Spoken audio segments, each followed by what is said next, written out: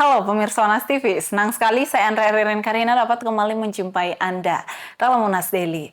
Dalam beberapa menit ke depan kami akan menyajikan berita-berita terpercaya hanya untuk Anda. Pemirsa, Himpunan Mahasiswa Statistika FMIPA Unhas menggelar Bina Desa di Desa Taman Nyeleng, Kabupaten Goa.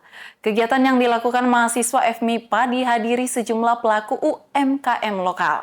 Bina Desa ini untuk memperkuat kapasitas pelaku UMKM. Berikut informasinya untuk Anda.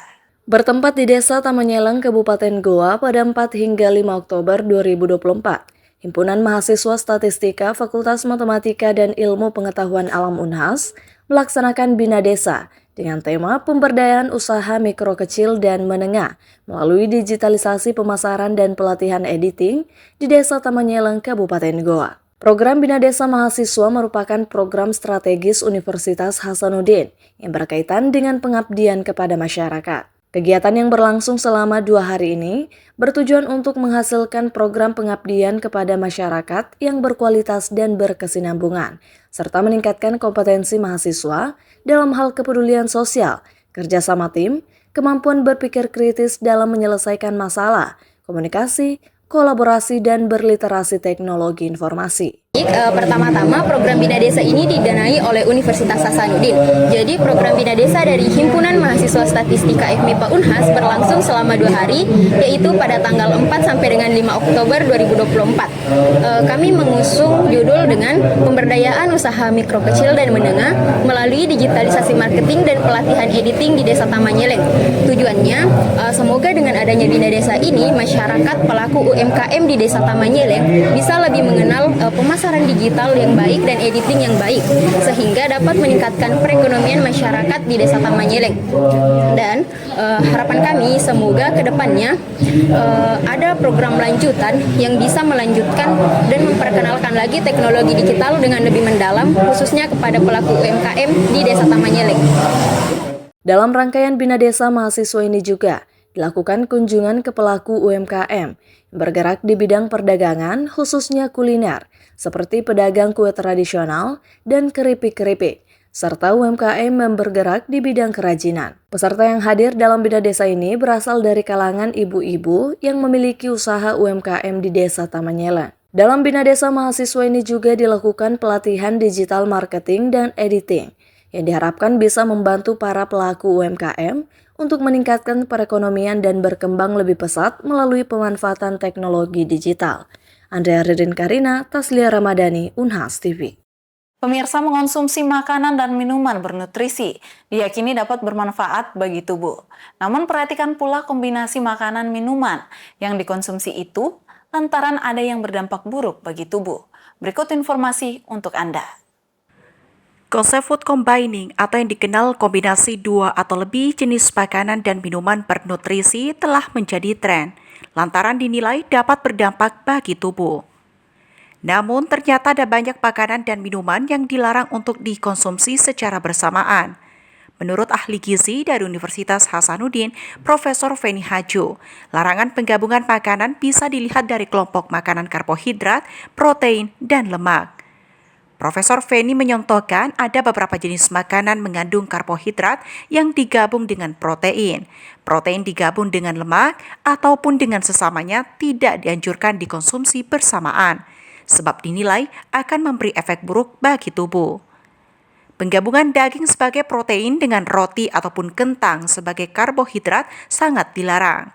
Hal ini karena bisa menangkal protein busuk dan fermentasi karbohidrat, sehingga menyebabkan perut kembung dan gas di perut meningkat. Selain itu, mengonsumsi daging yang dilakukan bersamaan dengan telur juga dilarang, karena keduanya mengandung protein tinggi. Jika keduanya dikonsumsi bersamaan, akan mengganggu sistem metabolisme tubuh dan sistem pencernaan di tubuh akan sulit memecah gizi kedua makanan tersebut. Selain itu disebutkan Profesor Feni, mengonsumsi minuman manis bersamaan setelah makan juga dilarang. Misalnya mengonsumsi teh dingin setelah makan itu dilarang lantaran teh mengandung antioksidan. Kandungan ini dapat menghambat bahkan mencegah penyerapan protein dalam tubuh.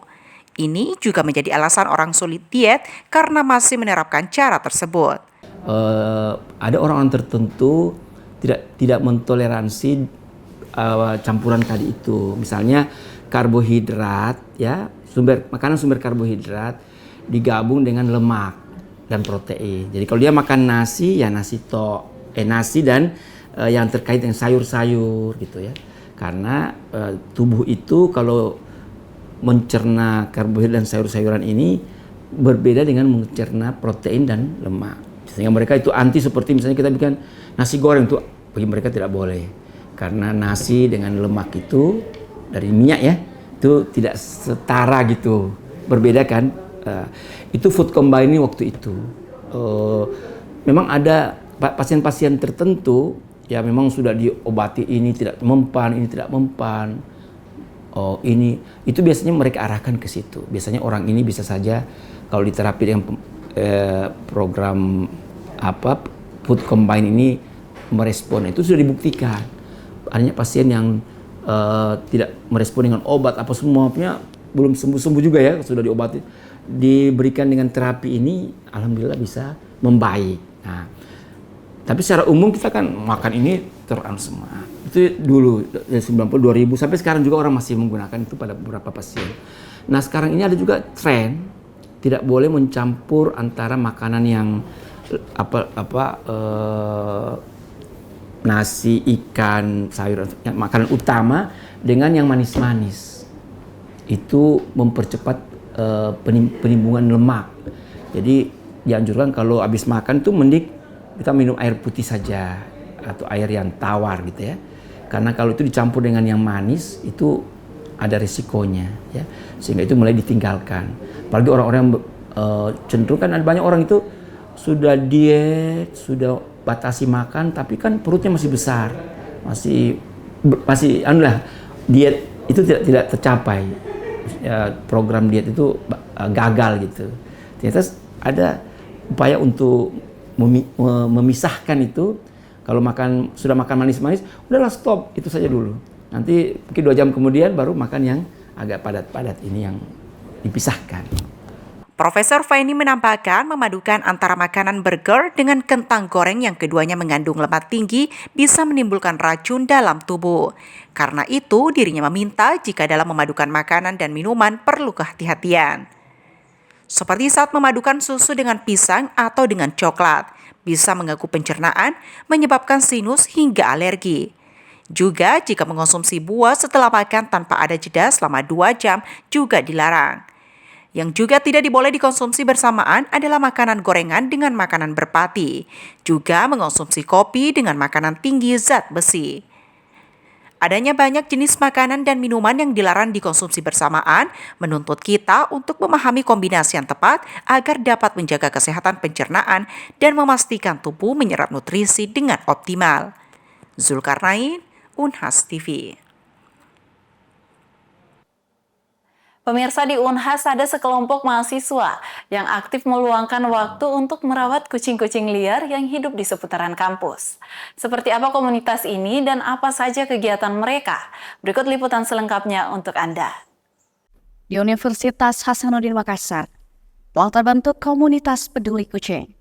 Mereka tak hanya aktif menyuarakan kecintaan kepada kucing-kucing liar, namun juga aktif berkegiatan. Berawal dari salah satu akun di media sosial Instagram pada akhir September 2018, di mana akun ini mengunggah foto-foto kucing di Unhas. Kemudian berkembang menjadi kegiatan street feeding dan perawatan kesehatan kucing.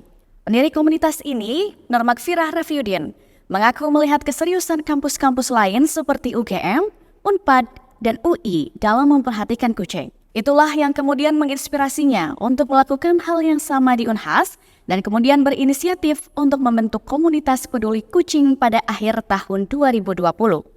Kalau akunnya itu sudah dari 2018. Jadi dalam rentang setahunan cuma upload foto kucing. Nah, kemudian saya cari lagi ternyata di kampus lain, kampus besar juga punya akun yang kayak gitu, UGM, Unpad, UI, dan kebetulan waktu itu kita dimasukkan ke satu grup lain, dan mereka di situ share berbagai jenis proposal. Jadi saya berpikir ternyata di sana mereka benar-benar serius dalam memperhatikan dan peduli sama kucing-kucing di kampus mereka. Jadi saya ambil contoh itu untuk bergerak juga di kampus Unhas, karena kenapa tidak Unhas juga harus bergerak dalam bidang yang membantu sesama makhluk hidup gitu. Meski pembentukan komunitas ini di tengah pandemi COVID-19, Norman Firah mengaku bersyukur karena pembentukan komunitas ini tetap berjalan dengan antusiasme yang baik dari para mahasiswa. Salah satunya pada kegiatan di setiap akhir pekan. Komunitas ini melaksanakan street feeding atau pemberian makan bagi kucing liar yang dapat diikuti secara umum, baik itu mahasiswa Unhas, alumni ataupun mahasiswa di luar Unhas. Selain itu, aktivitas rutin yang dilakukan oleh komunitas ini adalah membuat konten edukasi seputar kucing di media sosial, seperti perawatan, penjagaan, dan lainnya. Kalau open donasi dari awal sampai sekarang kita masih pakai satu rekening yang sama. Kemudian alhamdulillah donasinya juga meskipun tidak dalam jumlah yang besar, tapi sudah sangat cukup kita gunakan untuk street feeding dan sebagainya. Tapi jikalau untuk pengobatan kucing, misalnya ada kucing yang luka dan perlu perawatan, itu masih belum mencukupi. Jadi terkait itu kita masih mencarikan beberapa alternatif untuk memperoleh dana yang cukup untuk itu. Norman Firah menambahkan, komunitas ini adalah salah satu pilihan baik yang dapat diikuti oleh para mahasiswa agar dapat lebih rileks dalam menjalani dunia perkuliahan. Setelah Senin hingga Jumat bergulat dengan jadwal kuliah, di akhir pekan dapat berkumpul bersama teman-teman baru, bermain bersama kucing yang dapat melepas penat dan mengurangi tingkat stres. Mahasiswa Fakultas Kedokteran Gigi ini pun berharap agar pihak kampus dan pemerintah daerah kedepannya dapat berkontribusi untuk komunitas ini, seperti yang dilakukan Rektorat ITB. Di antaranya dengan mendanai beberapa kegiatan komunitas ini seperti street feeding dan pengobatan untuk kucing yang sakit dan terluka. Zahra Sabita Suceng, Rizka Amalia Fraja, Unhas TV. Keputusan Mahkamah Agung Amerika Serikat tahun ini mengizinkan pihak berwenang di seluruh negeri untuk mendenda dan menangkap orang-orang yang tidur di jalanan. Putusan itu mengarah pada pembersihan besar-besaran perkemahan tunawisma di banyak kota California, termasuk Los Angeles. Simak laporan VOA berikut. Sebelum akhirnya tinggal di sini, General Dogon berjuang melawan kecanduan narkoba dan menjalani hukuman penjara panjang. Kini dia tinggal di kawasan Skid Row di pusat kota Los Angeles. Keputusan Mahkamah Agung AS yang mengizinkan pemerintah kota melarang orang tidur di jalan, menurutnya keterlaluan. I tell people all the time, I said, they want to get tough, come on, bring it on, we can get tough. You know what I'm saying? Because if it ain't nowhere to go, it ain't nowhere to go. You know what I'm saying? What you gonna do? We don't care what you say in the Supreme Court. Sekitar sebulan setelah putusan Mahkamah Agung yang memberi wewenang kepada negara bagian untuk menangkap tunawisma, Gubernur California Gavin Newsom memerintahkan lembaga negara bagian untuk membersihkan jalanan. Hal itu kejam, kata Pete White, Direktur Eksekutif di Los Angeles Community Action Network, sebuah organisasi akar rumput di Skid Row. A declaration of sorts that says there is no help for you. There is no room for you at the end. We are willing to invest more money into policing than into housing. They are attempting to police themselves out of a social crisis. Union Rescue Mission telah melayani warga tunawisma di daerah tersebut selama 130 tahun. Presiden sementara Jeff Hudson mendukung putusan Mahkamah Agung. Dia mengatakan tantangannya adalah menemukan tempat berlindung bagi sekitar 70.000 tunawisma di kota itu. The decision is a logical decision between balancing the rights of individuals to have stores open, to have businesses open, and the rights of individual to have housing and shelter. And so the Supreme Court came down on the side of the individuals who want to open businesses and want to be in business and want to use the sidewalks. Jody Cobb menjadi tunawisma selama 10 tahun. Hari ini, dia adalah asisten program di organisasi tersebut. Dia mengatakan masalah narkoba membuatnya tidak bisa mengambil keputusan yang tepat di masa lalu. Dan razia di jalanan pada akhirnya malah membantunya. I was placed in mental institutions, court-ordered. I was placed into rehab, court ordered. Even if it wasn't what I wanted to do, I know that being sewed into my life at that time.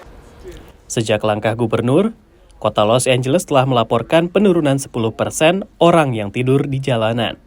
Sementara San Francisco, yang dikenal luas memiliki populasi tunawisma, memiliki trotoar pertama yang bersih dalam beberapa dekade. Aktivis tunawisma mengatakan, terlepas dari statistik tersebut, jumlah orang yang membutuhkan bantuan tetap sama. Mereka hanya tidak kelihatan.